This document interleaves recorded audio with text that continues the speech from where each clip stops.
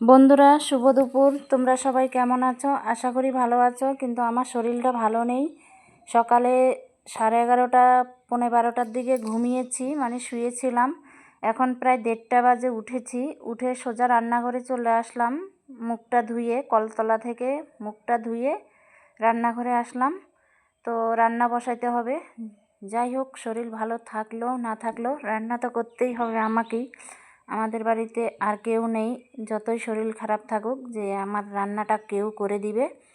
তো রান্না করব কি সেটাই বলছি তোমাদেরকে।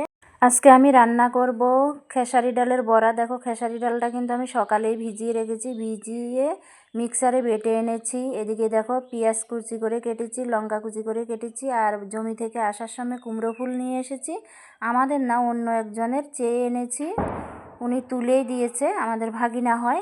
যাই হোক, তো এখন এগুলো বড়া ভাজবো, কুমড়া ফুলেরও বড়া ভাজবো, ডালেরও বড়া ভাজবো। দুটো কিন্তু আলাদা আলাদা বড়া ভাজবো। কিছু কুমড়া ফুলের ভাজবো, কিছু ডালের বড়া ভাজবো। খেসারি ডাল কিন্তু, আর খেসারি ডালের বড়াটা খুব খুব ভালো লাগে খেতে।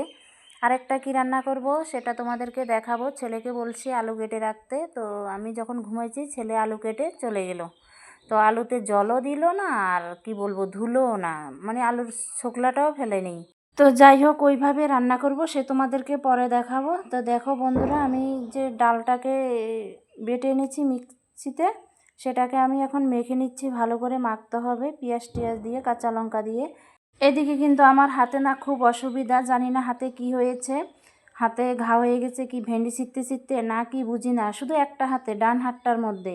তবুও কিন্তু ওই ডান হাত দিয়েই তো খাবার দাবার মাখতে হবে, তাই না? এই যে ডালগুলো কিন্তু ডান হাত দিয়ে মাখছি। আর হাত দিয়ে খাবার না খেতে পারলে, হাত দিয়ে কিছু না মাখলে না ভালো লাগে না। আমার হাতা চামচ এসব দিয়ে ভালো লাগে না। এমন যখন আমি ভাত খাই তখনও কিন্তু আমার হাতে খুব খুব ধরে, কিন্তু ঝালে, লঙ্কায় খুব ধরে। কিন্তু কি করব, আমার যে হাত ছাড়া অভ্যাসে নেই, ভগবান হাত দিয়েছে। জানো তো বন্ধুরা, বাসন মাজার সময় সাইজ সাবান ধরলে হাতটা জ্বালা করে, যখন ভাত খাই তখন জ্বালা করে। এই যেগুলো মাখছি লঙ্কা টঙ্কা দিয়ে, এর জন্য জ্বালা করতেছে, মানে সারাক্ষণ জ্বালা করবে হাতটা। তো কিছু করার নেই, আমার তো হাতেরই অভ্যাস। কেউ চামচ টামচ দিয়ে ভাতও খেতে পারে, আমি কিন্তু চামচ টামচ দিয়ে ভাতও খেতে পারি না। আর এদিকে দেখো, কুমড়োর ফুলের বোটাগুলো কেটে আমি কলতলা থেকে ধুয়ে এনেছি ভালো করে। যেহেতু এখন বৃষ্টি হচ্ছে, বৃষ্টির দিনে কিন্তু বালি টালি লেগে যায় কুমড়ো গাছে, আরও কুমড়ো ফুলে বা কুমড়ো ডোগা পাতাতে কিন্তু আরও বালিটা বেশি আটকে থাকে। কিন্তু এই জন্য আমি ডুবো ডুবো জলে ভালো করে কলতলা থেকে ধুয়ে এনেছি। তো এখন আমি বড়া বসাবো ভাজার জন্য। ভাতে আর বড়া একসাথে দেখো বসিয়ে দিয়েছি। আলুর সবজিটা পরে রান্না করব। এদিকে আমার দেখো ভাতও ফেনায় এসে গেছে, ভাত ফুটতেছে। আর এদিকে দেখো আমার বড়াও হচ্ছে। আর দেখো তো বন্ধুরা, সকালবেলা হলে কাজে চলে যাই মাঠে, আর কি জমিতে। আমার উনুনটা না কতদিন থেকে মোছা হচ্ছে না, অনেক দিন থেকে উনুনটা মুছতেছি না, শুধু জল ছিটা দিয়ে দিয়ে রান্না করে ফেলতেছি। আর এই দেখো বন্ধুরা, তোমাদেরকে না বলছি আমার ছেলে আলু কেটেছে, ওকে আলু কাটতে বলছি। দেখো কিভাবে আলু কেটেছে, আলু ছুলেই নেই, আলুর খোসা শুদ্ধ দিয়ে দিয়েছে।